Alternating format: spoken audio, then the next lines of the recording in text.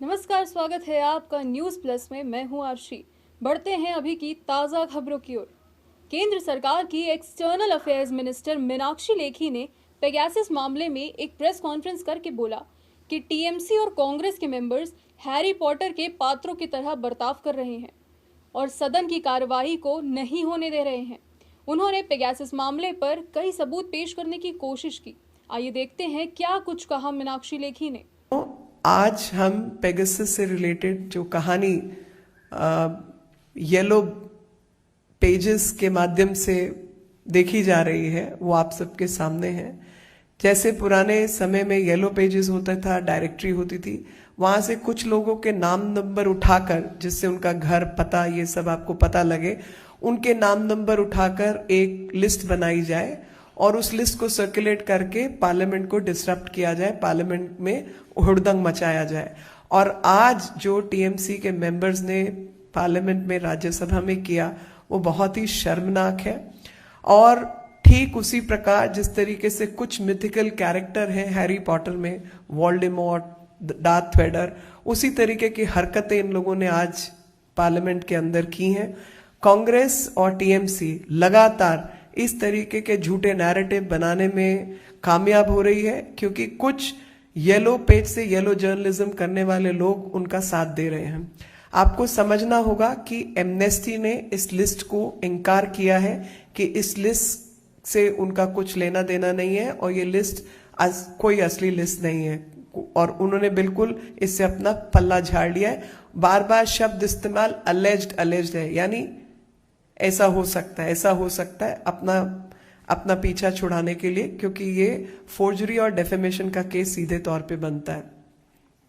दूसरी बात, एनएसओ जो कंपनी है इजरायली, जिसका ये प्रोडक्ट है पेगासस, उसका साफ शब्दों में एक डिनायल आया है कि ये हमारे कस्टमर से बिल्कुल कनेक्टेड लिस्ट नहीं है और इसका कुछ लेना देना नहीं है। तीसरी बात है कि भारत के अंदर अगर कहीं भी टैपिंग होती है या जब निगरानी की जाती है, तो वो अपराधियों के ऊपर, जैसे माओइस्ट हैं, टेररिस्ट हैं, जो कि पब्लिक सेफ्टी, पब्लिक ऑर्डर और नेशनल सिक्योरिटी की हरकतें जहां होती हैं, उसकी एक बिल्कुल ऑथोराइज प्रोटोकॉल है। उसमें बल्कि बहुत सीनियर लोगों के उसमें हस्ताक्षर होते हैं, कैबिनेट सेक्रेटरी से लेके तमाम लोग उसमें जुड़े हुए होते हैं, और उसी के आधार पर इस तरीके का काम कुछ सर्कमस्टांसेस के अंदर कुछ समय पर किया जा सकता है। भारत को लगातार बदनाम करने की ये कोशिश है, और इस प्रयास के कुछ कारण आप सबके सामने होने चाहिए। सबसे पहले तो मैं आपको बताना चाहती हूं कि बहुत गलत तरीके से भारत में स्थित जो भारतीयों का डाटा है, उसका गैर जिम्मेदार और गैर कानूनी इस्तेमाल हो रहा है।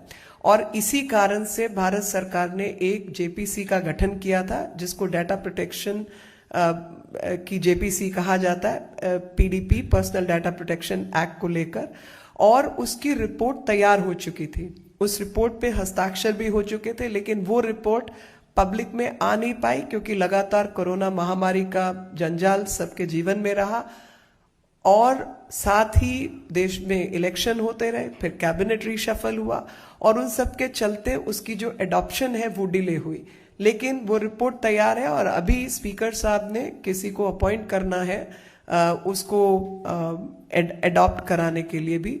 तो भारत सरकार बहुत सीरियस है अपने लोगों के डाटा को लेकर और डाटा प्रोटेक्शन को लेकर, लेकिन वो समय अनुसार काम किसी वजह से डिले रहा। दूसरा पक्ष है कि अभी संसद का सत्र चल रहा है, जिसमें लोगों के हित में लाने वाली बहुत सारी चीजें, कानून, नियम भारत सरकार लाना चाहती थी, और उसको किसी तरीके से उसमें व्यवधान डाला जाए। इसी के चलते इस तरीके की हरकत पार्लियामेंट को नहीं चलने देने का काम किया जा रहा है।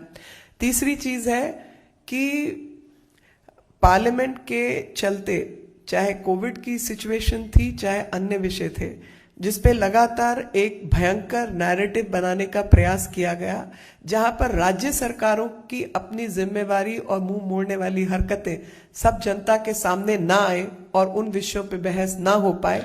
इस कारण से भी एक गुमराह करने का, जनता को गुमराह करने का ये प्रयास है। लगातार भारत के लोकतंत्र के जितने इंस्टीट्यूशंस हैं उन पर अटैक किया जा रहा है और भारत को इंस्टीट्यूशनली कमजोर करने का प्रयास है।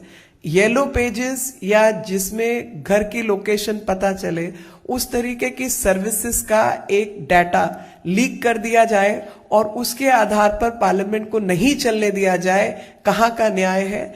जैसे मिथिकल कैरेक्टर है झूठ मूठ के मन घड़ंत, उसी तरीके से वोल्डेमॉर्ट, डार्थ वेडर, ऐसे कुछ डार्क कैरेक्टर्स हैं। उसी हिसाब से लगता है कि टीएमसी और कांग्रेस के लोग काम कर रहे हैं, क्योंकि टीएमसी और कांग्रेस के लोगों ने पार्लियामेंट, जनता की आवाज देश की संसद में ना उठ पाए, जनता के मन की आवाज और जनता के फायदे की बातें ना हो पाए, इसीलिए ये लोग डिसरप्ट कर रहे हैं। आपको ये जो टाइमलाइन है इसको सही मायने में समझना होगा, क्योंकि इस टाइमलाइन को ही सामने रखते हुए इनकी स्पष्ट रूप से हरकतें सामने आएंगी। आज की जो हरकत है वो आप सबको पता होनी चाहिए कि संसद में जब मंत्री अपना बयान पढ़ रहे थे तो उस कागज को उनके हाथ से छीनकर फाड़ा गया एक टीएमसी के नेता के द्वारा।